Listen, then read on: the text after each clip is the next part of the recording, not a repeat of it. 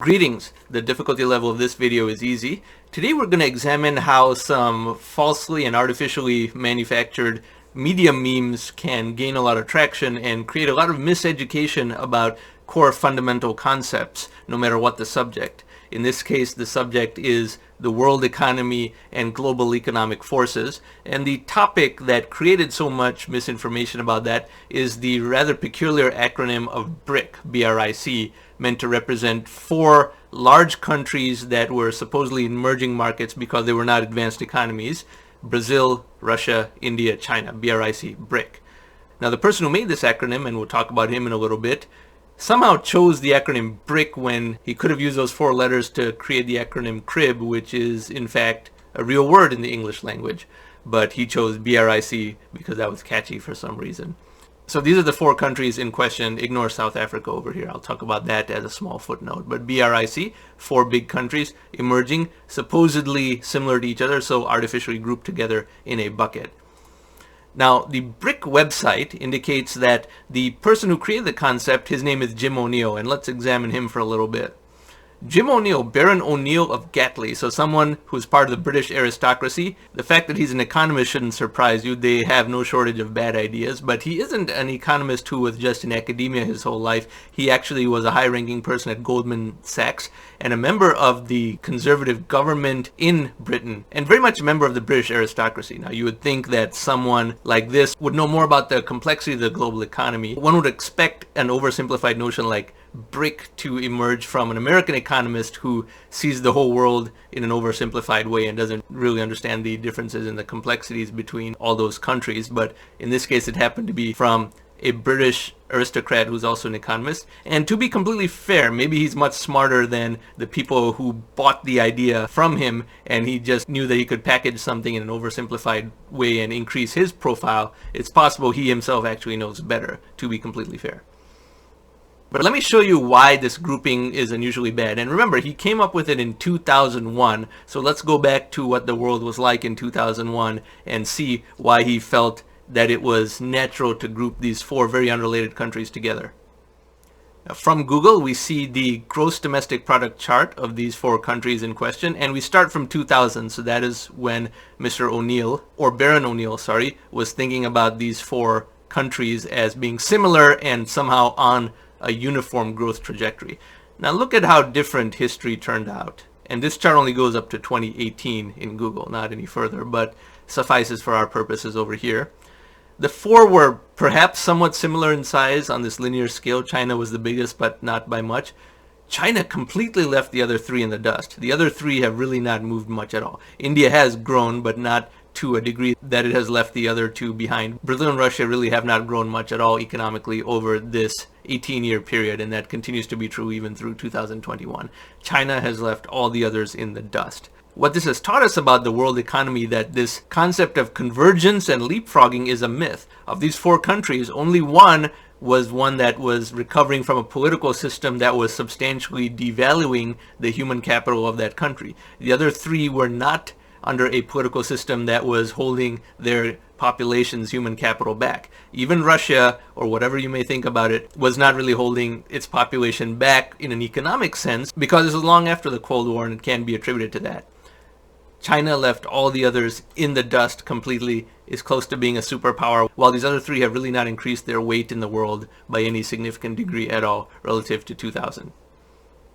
Now, what's even worse about grouping these four countries together is that Brazil and Russia are commodity exporters. They sell oil. They benefit when the price of oil is high, whereas India and China are oil importers. They benefit when the price of oil is low. Therefore, what benefits Brazil and Russia the most actually harms China and India the most, and the price of oil was very high from 2007 to 2014, a window of time that is included in this chart. But after oil plunged steeply and permanently in 2014, the economies of Brazil and Russia went down and are yet to even regain their previous highs, whereas China and India got a huge tailwind. China was able to make more of it than India did, but nonetheless, to group these four together when two of them benefit from exactly what harms the other two and vice versa is just really quite strange. But the acronym was catchy, BRIC, BRIC. Therefore, This was used by the media for a very long time, and only just now has kind of been going away because the absurdity of grouping together these three non-performing countries with China is really not appropriate at all. It is very much a story of which of these is not like the other three. Luckily, this acronym is now being retired because of how inadequate it was in the first place. But even that's not the whole story. As you saw in the beginning, there was an acronym called BRICS. What does S stand for? South Africa. Why? Because South Africa, the number 35 economy in the world, much smaller than even India, Brazil, and Russia, demanded to be included in this acronym. Why? Because it wanted to represent its continent. Now, why is that important? Nobody knows, but South Africa is way, way, way too small to be in any such group. It's actually the number 35 economy in the entire world, whereas at least India, Brazil, and Russia are all still among the top 10. And frankly, South Africa, like many other African countries, have become vassal states of China in that China dominates their entire economy, buys their exports, and is engaged in a lot of resource extraction and other activity in Africa. So that was the history of the BRIC acronym. A lot of people memorized that and wanted to sound intellectual by talking about it at their cocktail parties or to appear knowledgeable on the cheap about the global economy, but it was really quite uninformed. Brazil and Russia just have not grown economically. India grew somewhat, but it was starting from by far the lowest base of the four countries and is still the poorest of the four. China is the only one that truly transformed its economy to a scale of rising up the rankings of world GDP per capita and total GDP so completely. If one were to summarize in one sentence what about the world economy country rankings in 1992 versus 2021 is different, China is the only large country that has substantially improved its ranking. Almost no other large country has changed its ranking by any significant degree between 1992 and present. The rise of China is really the only major country ranking change in the world over the last nearly 30 years. In the case of Brazil and Russia, despite their middle income status, they have not been able to reduce their dependency on oil exports. Even after all this time, even though Russia has a tremendous number of highly educated people, it has not been able to move its economy away from an oil exporting core.